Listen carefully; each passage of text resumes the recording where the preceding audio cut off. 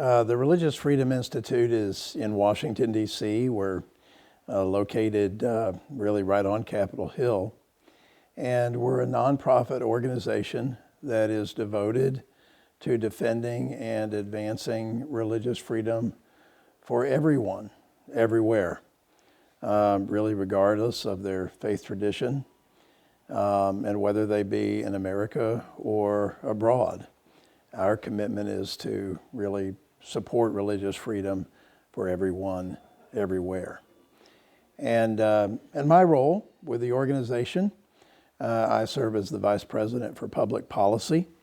So in that capacity, along with other colleagues, I really strive to understand the basic principles of religious freedom that could help shape public policy for our leaders in the United States. So they understand how best they can protect religious freedom in America and make sure that everyone is free to believe and to embrace religious truth, but also that they can express that truth and live out that truth in practice in American society.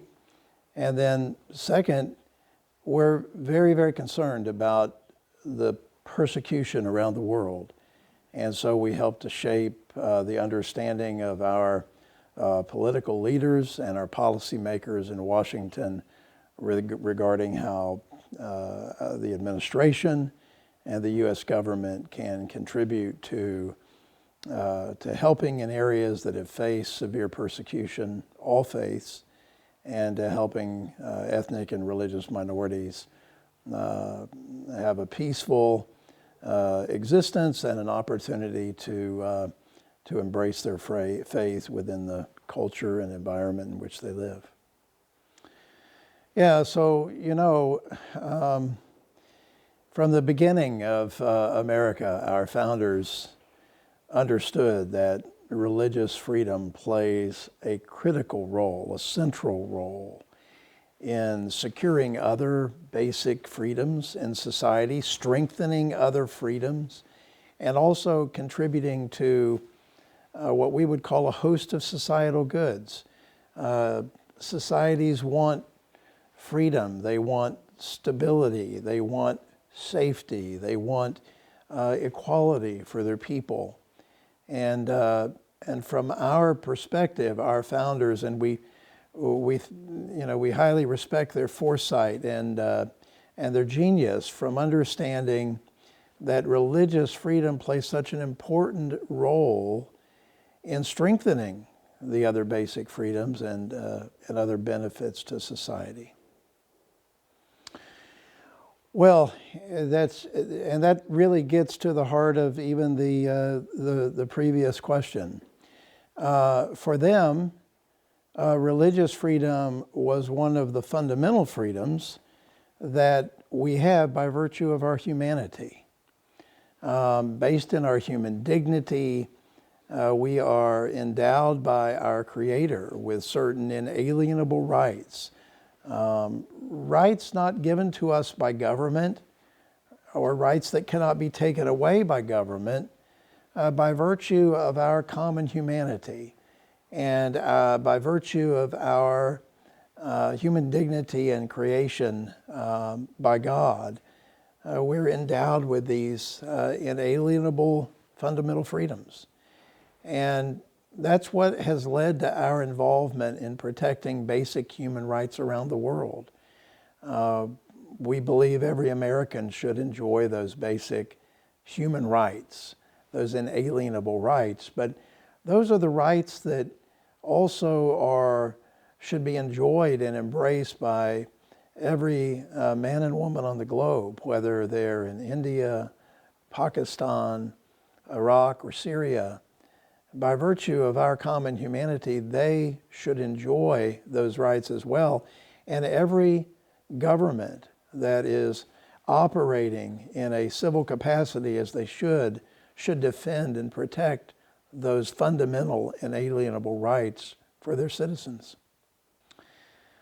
Alejandra, I doubt that there would be anyone that would say that there's not.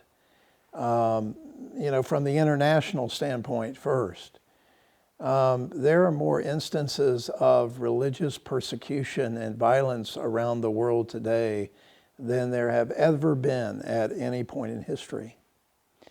And, we could cite numerous examples from Rohingya Muslims and being persecuted, or the Uyghur Muslims in China that have been withdrawn from society and placed in education camps, hard labor camps, under persecution for their faith. This is no different than what the Jews suffered during the Holocaust. And so as a world, we look on to these international incidents of horrible persecution upon ethnic and religious minorities. This is true, of course, in Iraq and Syria, where we've seen in 2014, we saw ISIS invade northern Iraq and drive the ethnic and religious minorities from their home, killing Yazidis, some Christians, sending hundreds of thousands into refugee camps and displacing them, and burning their crops and their homes, all because of their faith claims. And so these examples are on the rise around the world, but this is no less true in America.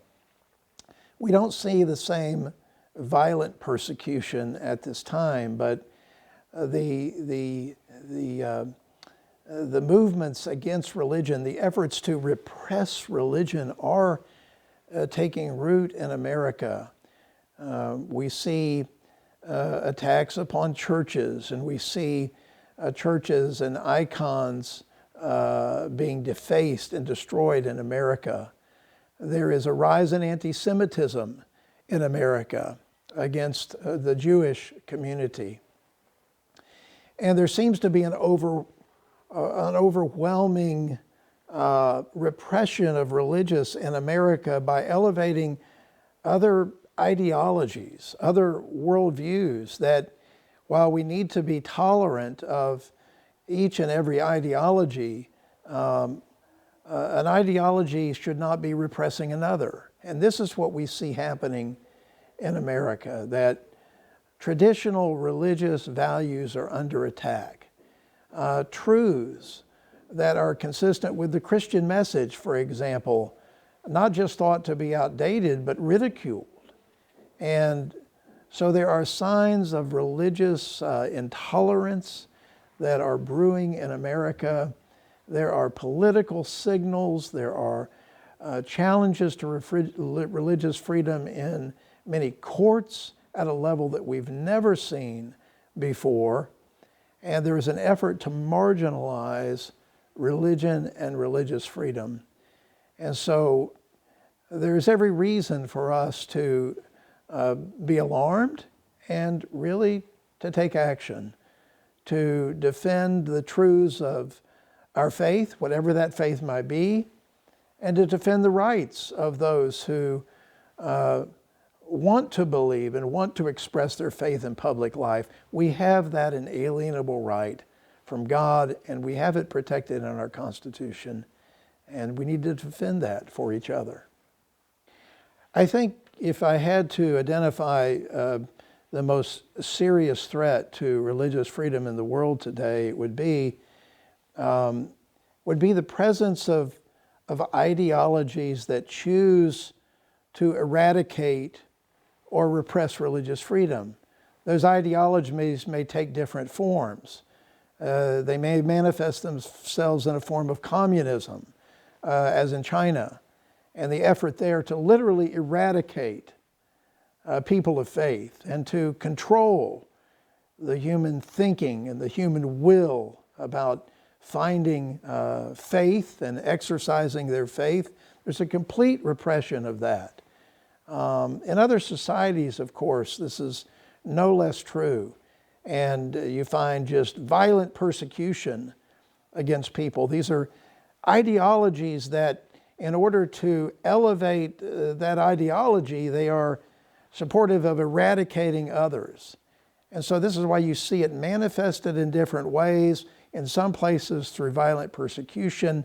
What we see now in America is a cancel culture kind of movement and other ideologies that in their own way want to eradicate the right of people to embrace religious truth and to exercise their faith in public life. Different levels, certainly, of persecution, different levels of intolerance, but we need to be focused on each of these. And as people of faith and as citizens like I am of the United States, we want to understand how we can protect religious freedom, not just at home, which we must do, and here in Europe, as we would want to encourage Europe to do, but in those places around the world where the people of faith are struggling to defend themselves. I think it is incumbent upon us to protect the right of religious freedom for everyone, everywhere. Well, two things, Alejandra, that come to mind on that. One, we must roll up our sleeves and get to work. We must recognize the severity of the problem and the challenges we face with regard to religious persecution around the world for many ethnic and religious minorities. And understanding that and identifying those problems, then I think we must seek to establish good policies in our countries, in our governments. We must seek to establish good policies that support understanding the problem of religious freedom. I think we need to train our Foreign Service officers. We need to help them understand why religious freedom is so important in the parts of the world in which they work. And then we need to adopt policies and practice that attempts to defend and promote religious freedom.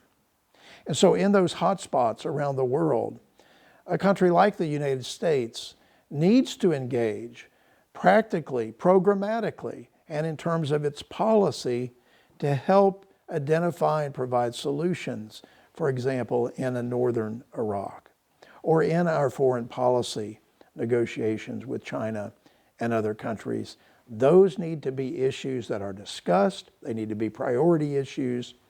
And third, I just say that as countries with constitutions and with national laws that do indeed articulate and support religious freedom, we need to find ways to collaborate. Intercountry dialogue and collaboration where we can align together to help those that are the most needy. The places where there's great geopolitical conflict and those that are suffering and being persecuted for their faith, if the U.S. could combine with countries in Europe and other countries that want to advance religious freedom, and we could have a kind of international alliance to approach these problems, I think we could help alleviate some of the suffering that is taking place around the world today. So I'm grateful to be here working and collaborating with the Religious Freedom Laboratory here at the university in Turin. I sense that your mission is very similar to ours at the Religious Freedom Institute. We are very focused, as you know, in part of our mission of using education to help address the problem of religious freedom in America and across the world.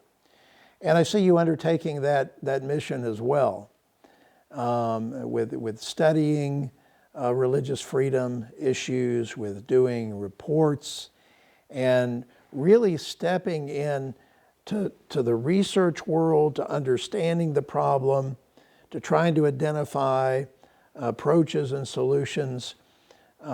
Your step into the international community is vitally important. I think it will help preserve and defend religious freedom at home, here in Poland. I see you playing a strategic role in that.